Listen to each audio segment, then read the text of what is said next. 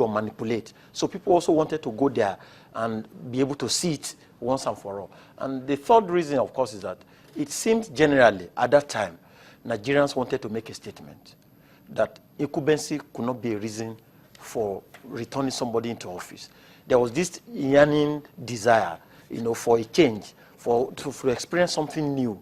And so everybody wanted to go and make that statement that, look, we want something different. And that's why you saw that there was so much gap between the incumbent president and the person who challenged him. By the time you got to the governorship elections today, it had become a little bit subsided. And then the last reason is the issue of the frustrations.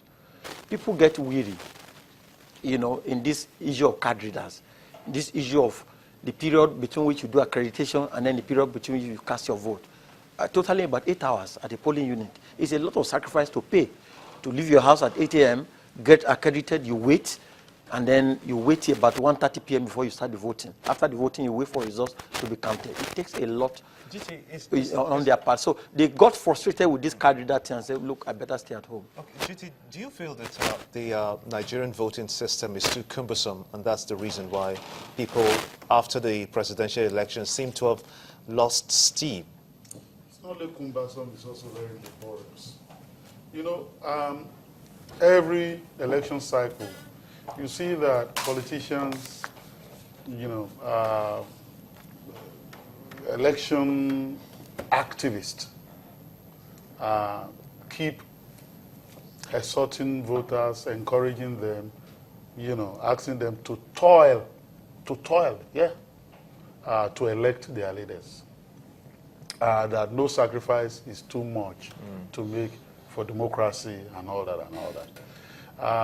Elections are not seamless here. And the point has been made and cannot be overemphasized. There are a lot of things. In this election cycle, we spend days, months talking about PVC and all that. And at the end of the day, many of the PVCs weren't collected.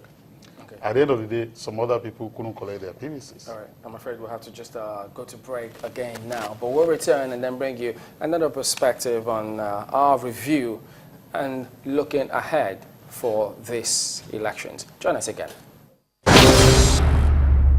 We're back to Nigeria 2015. It's our continuing coverage of the elections. Well, our correspondents, some of them tell us that a collation of results going on about now, and so who knows, maybe late into the night, early tomorrow morning, you may just begin to hear the results of some of these states where governorship and state house of assembly elections have held.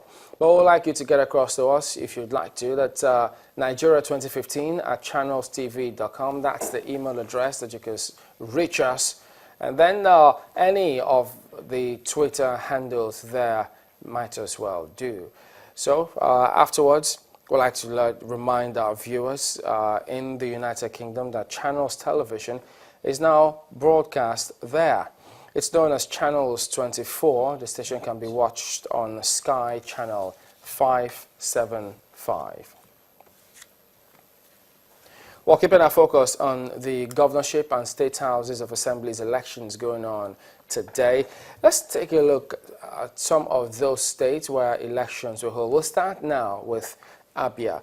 Well, Abia was one of those states listed as states where has to be on the watch on the part of security, and NHRC did say that much. Well, Abia State, the total number of expected voters there, over 1 million. And then look at the world and registration areas, 184, and then 17 local government areas, as we see on the screen there. But the candidates in Abia State, now, there you go, you've got the PDP, you've got the APC, that's Ikpeazu and Anyim. And then you also have ABGA. ABGA's candidate is Dr. Alex Oti. So all these three are just trying to see, fighting for the votes of the electorate. And we'll be getting reports, as a matter from Abia about how things are playing out, to the extent that Kaidi will also responded to all of those. But how do you see this playing out? Well, I think that in Abia State, it will be a very competitive race, as it is, given the facts on the ground. Generally, the All Progressive Grand Alliance will have to make a statement, because you see the candidate that they are parading, the former managing director of Diamond Bank, Dr. Alex Oti, and APGA, I'm talking about APGA. So, and there's been a lot of grassroots work in that regard. They're trying to use the Ojukwu control and mysticism to be able to bring to bear in that regard.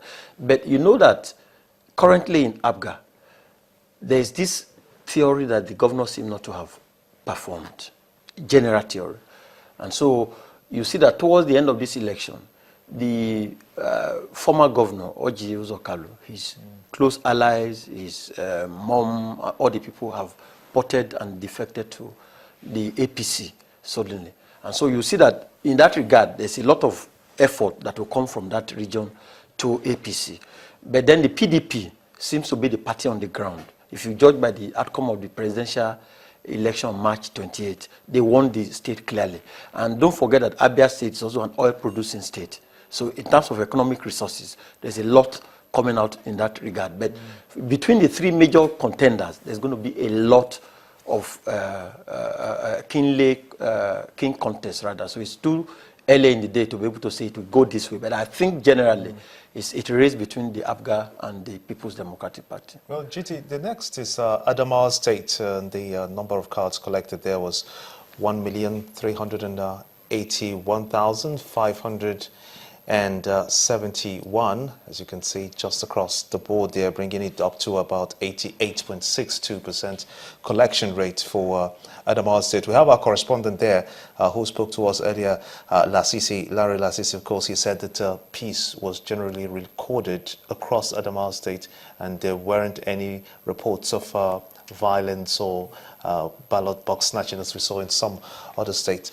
This is pretty impressive for Adamawa State. Yes, I think so.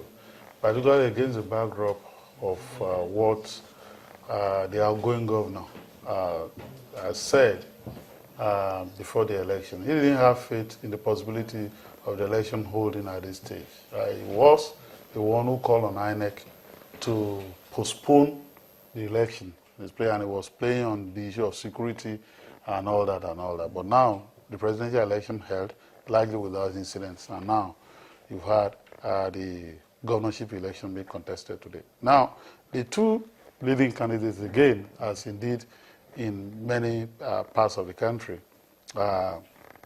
is Malam Nur Ribadu, the ex-EFCC chairman, Very popular. APC or ACN presidential election in 2011 election, who won in Osun State against the outgoing president, but lost in all the other states, including his home state, Adamawa, in that 2011 election. A recent decampee from the APC to the PDP. And on the other hand, you have Mr. Bindo. I think that in this election, given all that we've seen and the permutations that are available for us to be able to project and then see how this election is going to turn, is that there is a window of opportunity for Bindo. There is a window for Bindo. The election that I just held on the 28th of March, certain chieftains of the PDP contested in that election. They wanted to become senators. And I'm talking about Singwina. Yes, remember the Hope 93 thing. And immediately after the election was lost and won, they jumped ship and decamped immediately to the APC. Indeed, the way many of the media institutions characterized the decampment was that, Ribadu had been left in the lodge. And so when you look at the voting pattern, now because we've talked about the bandwagon effect, in many of the states in the north, which may also affect Niger State, we may get there, we may not get there. If you add that to the fact that before this election, there was a lot of disgruntlement within the PDP. Issues had to be resolved in Abuja. The president the outgoing president, had to go there to make peace, to urge unity, to urge concord and camaraderie within the party, to urge rapprochement, to urge them to work together. If you take that and then take it with the fact that this governorship candidate, Malam Nuri Ribadu, of the PDP, is just contesting in this election for the first time. And in my view, he hadn't gotten the kind of groundswell of support that Anokoro Shah, for example, had secured while running to become the president, going all over the places, doing his philanthropic work and so on and so forth, and then going into an election with that kind of force, and then forcing an incumbent out of office, because that's what he did in Imo State. The election dragged and all that. Given the fact that he didn't have all this working for him, okay. I would be willing to say that Malam Nuri Ribadu might lose that election, and that he may eventually be on his way back to APC. All right. There's more to come as we review some of the states, but that'll be when we return from the break. Don't go away.